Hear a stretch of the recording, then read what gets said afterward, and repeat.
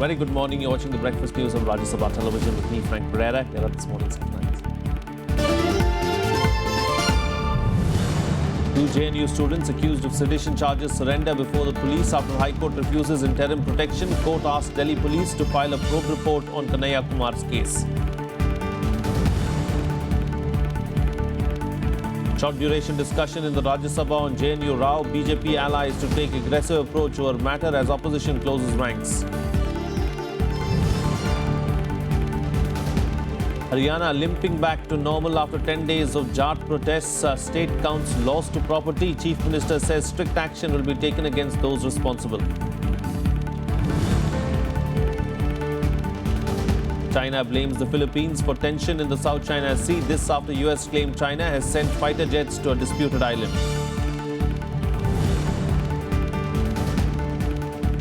And Team India take on Bangladesh in the inaugural T20 match of the Asia Cup in Mirpur. The tournament will help them prepare for the World T20 Championship next month.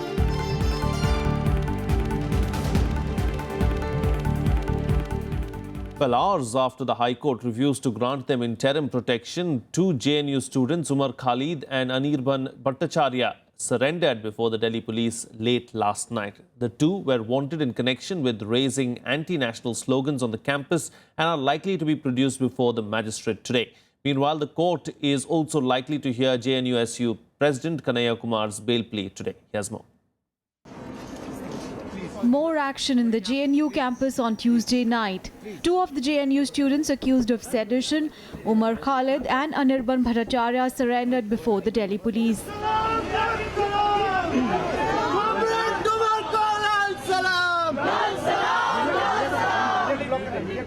This came hours after the Delhi High Court refused to give them any protection from arrest.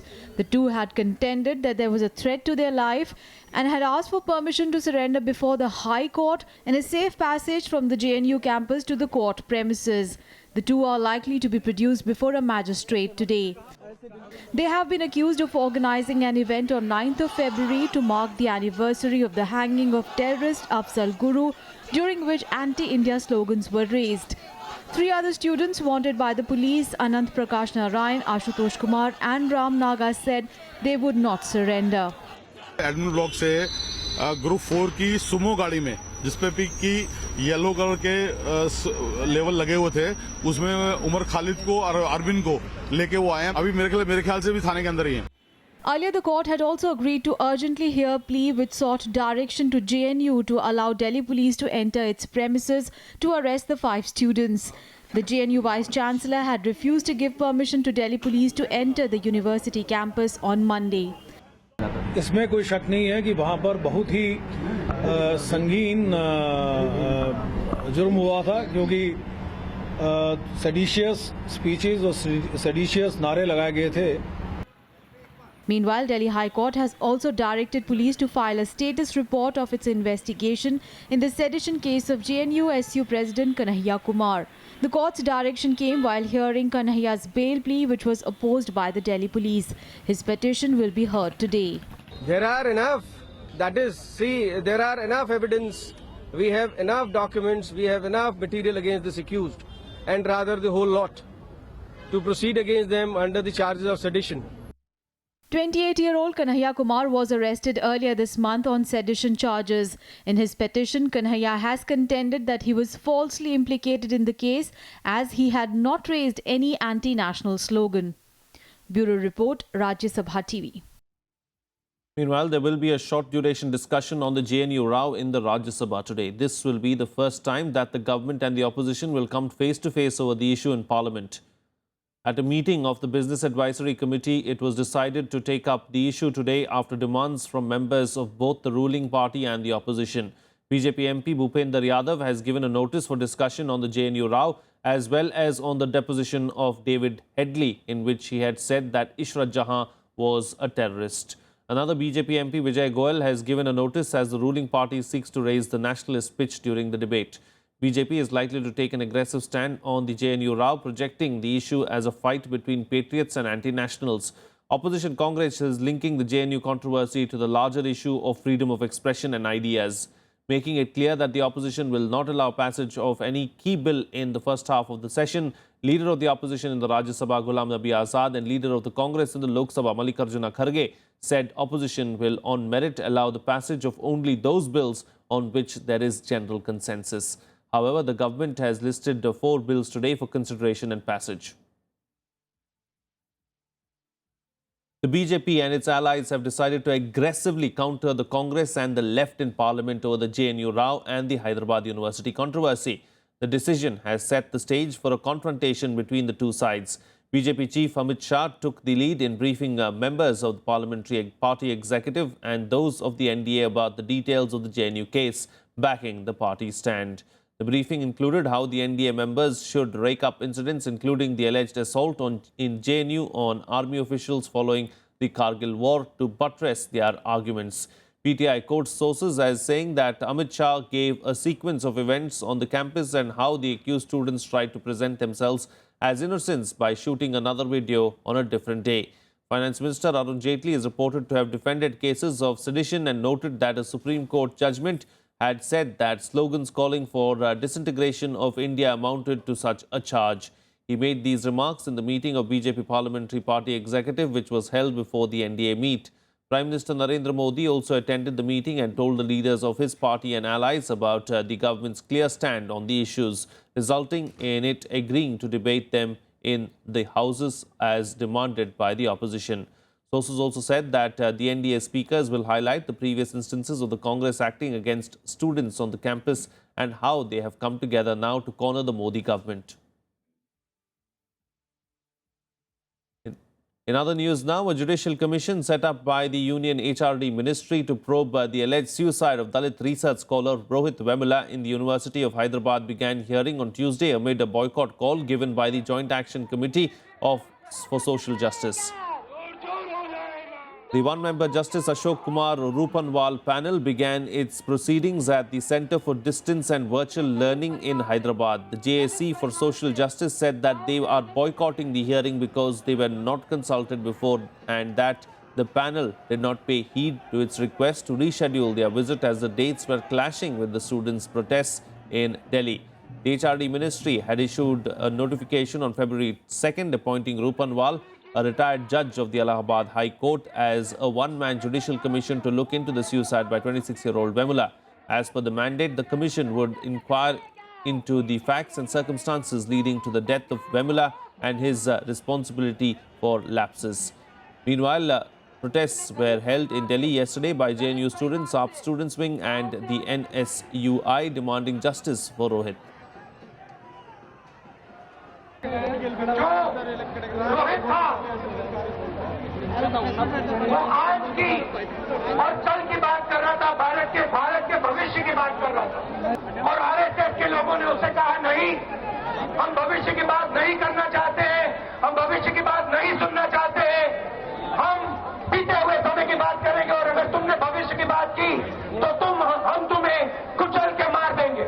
इतने गरीब परिवार से, दलित परिवार से, गांव से आने के बावजूद उसने कॉलेज के अंदर जिस तरह से अपना हुनर दिखाया था, ऐसे लड़के का तो देश को नाज होना चाहिए ऐसे बच्चे के ऊपर। ये पूरे देश के अंदर इतने बड़े आंदोलन के बावजूद आज भी केस रजिस्टर हुआ है, लेकिन उन दोनों मंत्रियों से एक बार पूछताछ भी नहीं की गई है। मोदी सरकार ने जो रोहित वेमुला के साथ किया था, उनका इंस्टीट्यूशन हत्या हुआ और उसके बाद जिस रूप में वो तमाम कैंपसेस को आरएसएस शाखा को में तब्दील करने के प्रयास कर रहे हैं, तो कोई इसको बर्दाश्त नहीं कर सकता। Well, moving on now, the budget session of Parliament started on Tuesday with President Pranab Mukherjee addressing both houses, reminding MPs that Parliament is a place for debate and discussions and not for disruption or obstruction. The President listed out the broad initiatives taken by the Union government and objectives for the coming year. Here's more. President Pranab Mukherjee on Tuesday calling for debates instead of disruptions in Parliament. The budget session of Parliament will see the Modi government presenting the railway and general budgets while seeking the passage of crucial bills. Our Parliament reflects the supreme will of the people. democratic temper calls for debate and discussion and not disruption or obstruction. The government has held a series of meetings with opposition parties to seek their cooperation for smooth functioning of Parliament and passage of key bills, including the revamp of Goods and Services Tax Bill.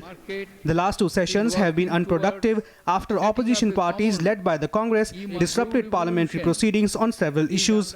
My government will constantly strive for smooth and constructive conduct of the parliamentary business. I urge all members of Parliament to discharge their solemn responsibilities in a spirit of cooperation and mutual accommodation. Outlining the foreign policy of the government, Mukherjee said India was committed to forge a mutually respectful relationship with Pakistan. My government is committed for forging a mutually respectful relationship with Pakistan and in creating an environment of cooperation in combating cross-border terrorism. My government believes in a secure and prosperous future for our neighborhood. The first part of the session will see the unveiling of railway and general budgets for 2016 and 17. It will last till 16th of March. The second one will resume from 25th of April and will last till 13th of May. Bureau Report, Rajya Sabha TV. Well, amid signs of stormy Parliament session, Prime Minister Narendra Modi hoped for a productive budget session and called out for constructive debate in Parliament.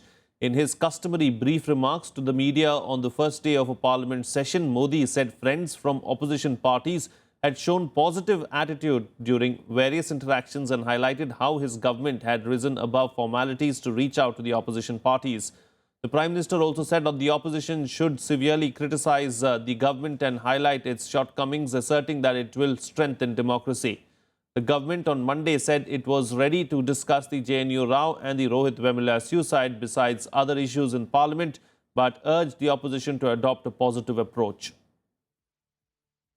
आशा करता हूं कि सदन का उपयोग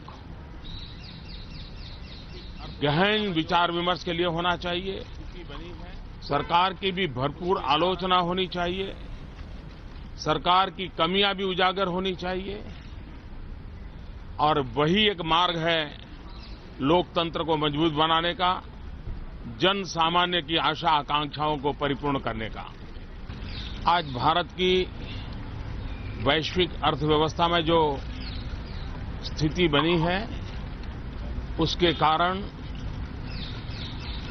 विश्व का ध्यान भी भारत के इस बजट सत्र पर है। But in other news now, the government on Tuesday chose former Chief Justice of India H.L. Dattu as the next chairperson of the National Human Rights Commission.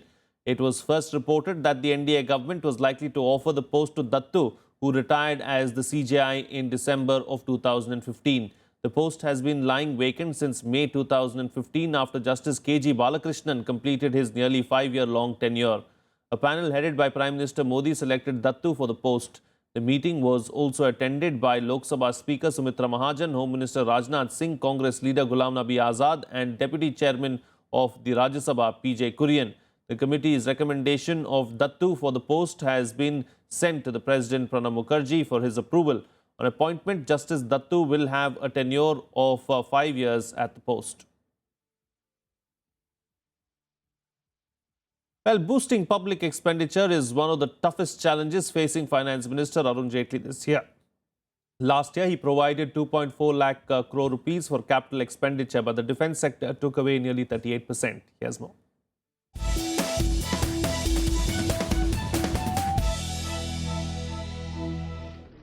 At a time when the government needs to urgently kickstart the investment cycle, the Finance Minister finds himself in a bind. In the last budget, Arun Jaitley increased capital expenditure by 27% over revised estimates for 2014 and 15. It was almost 1.7% of GDP. Economists now suggest increasing the public sector capital expenditure to 3%, something that was last seen in 2004 and 5. If you have that kind of an investment in the economy, then you will see that a lot of the infrastructure related deficit that we are still grappling with will start getting addressed. But that in itself is a huge challenge at a time when Jaitley has to provide over 1 lakh crore rupees to implement the 7th Pay Commission's award and the One Rank One pension scheme for armed forces. Besides that, government's non-tax receipts are also expected to fall short of budget estimates. Realization from this investment is expected to be around 25,000 crore against a target of 69,000 crore rupees. Due to weak economic growth, direct tax collection is expected to be lower than budget targets. Although the government is hopeful of achieving revenue collections due to rise in indirect tax collections, above all, Jaitley has to deal restricting fiscal deficit to 3.9% of the GDP. I think it's very important for the government to increase the public expenditure even at the cost of relaxing the FRBM target. And we have not achieved till now, not in a single year we have achieved the FRBM target since 2003. But I don't really understand why we are sticking to this number. Lack of private investment and subdued business sentiment make it imperative for the government to sustain the growth rate of over 7%. Now, if that requires relaxation of the deficit, what I mean is if the government has to borrow to invest, it could be a worthwhile option to look at. Global economic slowdown and 2 back-to-back monsoon failures have complicated the finance minister's task. The ray of hope, however, is the telecom spectrum auction next year. Spectrum auction proceeds and lower oil subsidy bill is expected to help the government to increase public expenditure in coming years. Krishnanand Tripaঠি's report for Rajya Sabha Television. Well, it's time for a short break now, but news and updates will continue on the other side. Stay tuned, we'll be right back.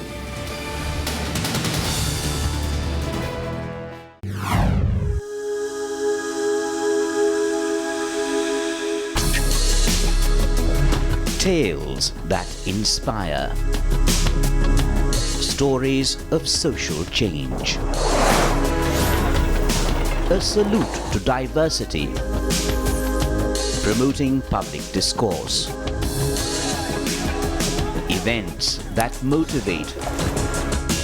Inspiring the innovative spirit. Watch Rajya Sabha television documentaries. Mondays, Tuesdays and Wednesdays at 10:30 p.m.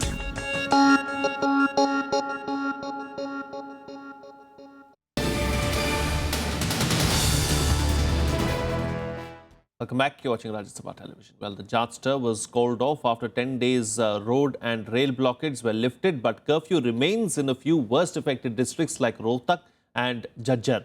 Chief Minister Manohar Lal Khattar promised strict action against the rioters. He also came to Delhi to meet Union Minister Venkaiah Naidu, who is heading the Central Committee to set up to look into the quota demands by Jats. Yasmo. After 10 days of violence, the Jat agitation has left a massive trail of destruction in Haryana. Rohtak, the epicenter of the protests, is a war zone. Not even a single business establishment is functional. Gutted shops, school buildings and shattered vehicles line up the streets. Chief Minister Manohar Lal Khattar visited the town on Tuesday, but was heckled by people protesting against police inaction.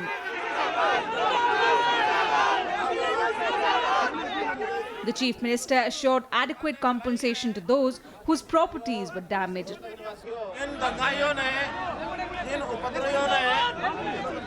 दुकानें जलाई हैं अथवा सामान लूटा है, उनकी पहचान करके उनके खिलाफ भी कार्रवाई पूरी की जाएगी।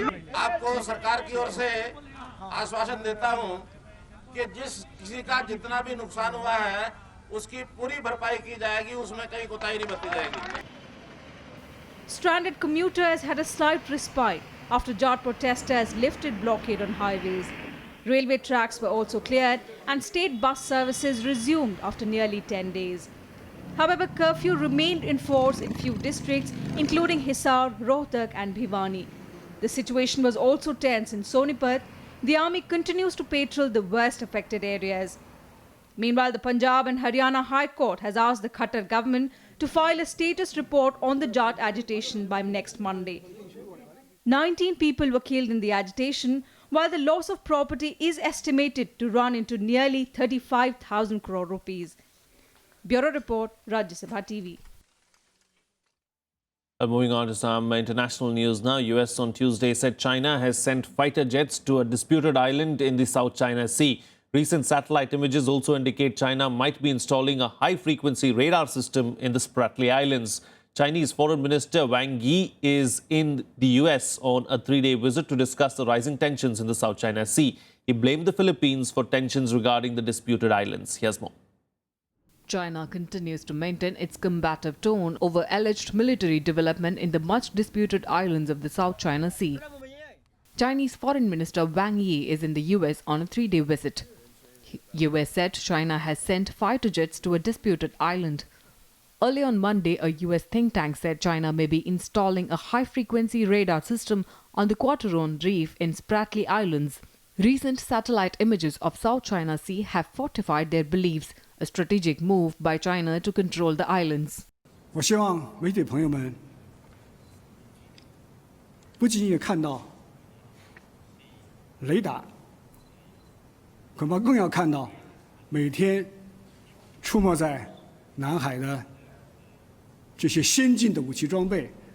As I said in our meeting, we believe that it is important for a diplomatic solution, for a solution to occur which follows the rule of law, that brings the countries to the table for negotiated resolution, not for unilateral actions.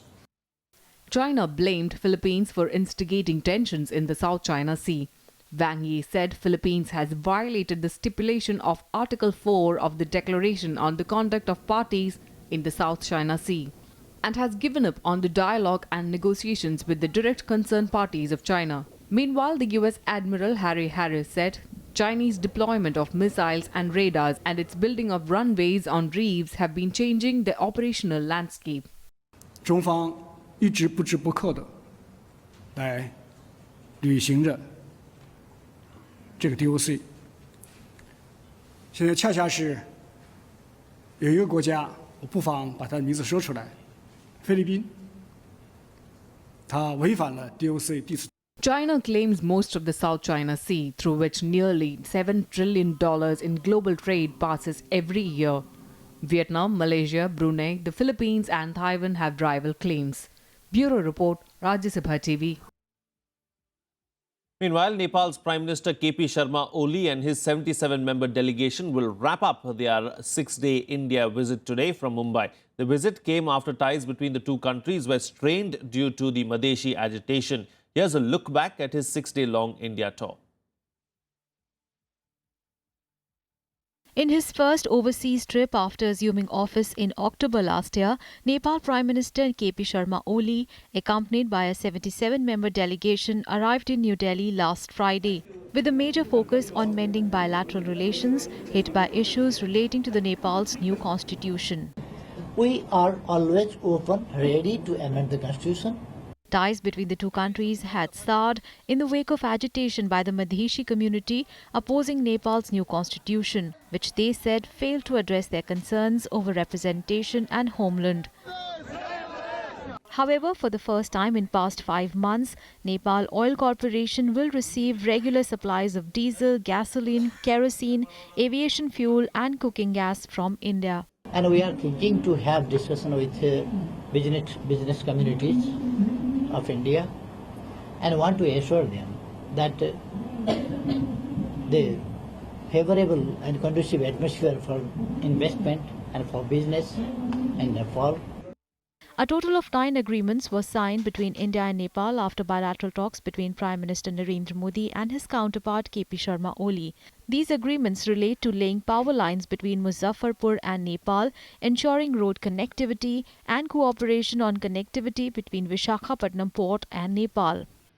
एक धनी संस्कृति और परंपरा के हम सांझे उत्तराधिकारी हैं। नेपाल में शांति, स्थिरता और उसका आर्थिक विकास हमारा साझा उद्देश्य है। For Nepal, relations with India are important. India is our biggest trade and development partner, largest source of foreign direct investment, and the provider of vital transit facilities. Two memorandums of understanding of $1 billion each committed to Nepal during the visits of Modi and Swaraj to the Himalayan nation were also inked during Oli's visit. Oli also made a trip to Dehradun for a hydropower project and a relocation site in Bhuj to take lessons for rehabilitation of those displaced during the 2015 earthquake. Last year, गत साल भूकंप किया, तो हम आप लोगों ने तो उसको पुनर्निर्माण किया। हम अभी पुनर्निर्माण का सिलसिला शुरू कर रहे हैं, इसलिए हम यहाँ सीखने आए हैं कि कैसे पुनर्निर्माण प्रभावकारी ढंग से किया जाए। For PM Oli, the most important outcome of the visit was to clear misunderstandings between India and Nepal, which arose over the last few months over Madheshi protest. With my purpose and the purpose of visit is completely successful. Bureau Report, Rajya Sabha TV. And finally, some sports news now. The inaugural match of the Asia Cup T20 series will be held between India and Bangladesh today at Mirpur. India says it is looking forward to the series as a preparation for the World T20 to be played next month. Here's more. Virat Kohli has said that the Asia Cup would help the team know their strengths and weaknesses ahead of the World T20 Championship on home soil next month. Asia Cup, which is being played in the T20 format for the first time, will be played from today to March 6 in Bangladesh. India is confident of putting up a good show as they take on the host nation in the inaugural match today. Their recent wins over Australia and Sri Lanka have given the men in blue plenty of cause for optimism as they launch their bid for the second world crown in the sport's shortest format. Kohli, who was rested for the 3 20-over matches against Sri Lanka this month, said Asia Cup was the best platform for the team to test their abilities. As many teams as we play before the World Cup, different teams, it gives us a great opportunity to assess what the teams are like, what the balance is like, what their strengths and weaknesses are, and where do we stand against them, and how the matches have been played. So, it's a great opportunity, I guess, if we see it as a whole package before the World Cup. India has suffered a setback as limited over skipper Mahendra Singh Dhoni suffered a muscle spasm during training on Monday. It was not confirmed if Dhoni will play against Bangladesh, but Parthiv Patel has been called as his backup. The host team Bangladesh also struggled to perform well in the T20 format, and the tournament will help them realize their potential. Bangladesh's cricket captain Mashrafe Mortaza said his team was well prepared to face the Indian team, currently ranked number 1 in the T20 format. Well, I mean, not only T20, in every format, Indian batting order has always been challenged. Any teams. So yes, we have that challenge, and as I said before, that we have to bowl very confidently. I mean, no fear. We have to play with some sort of freedom. Then let's see what happens in the ground. Champions in the inaugural edition of the World T20 in 2007, India blanked hosts Australia 3-0 at the start of the year before returning home to rally for a 2-1 win over Sri Lanka. Following the Asia Cup, the team will return home for the World T20, which will be played across 7 cities. India have been pooled alongside Australia, New Zealand, Pakistan and a yet-to-be-decided qualifier in Group 2 of the Super 10 stage of the March 8 to April 3 tournament. They opened their campaign against New Zealand in Nagpur on March 15. Bureau Report, Rajya Sabha TV. Well, that's it on this edition of the Breakfast News. Have a good day.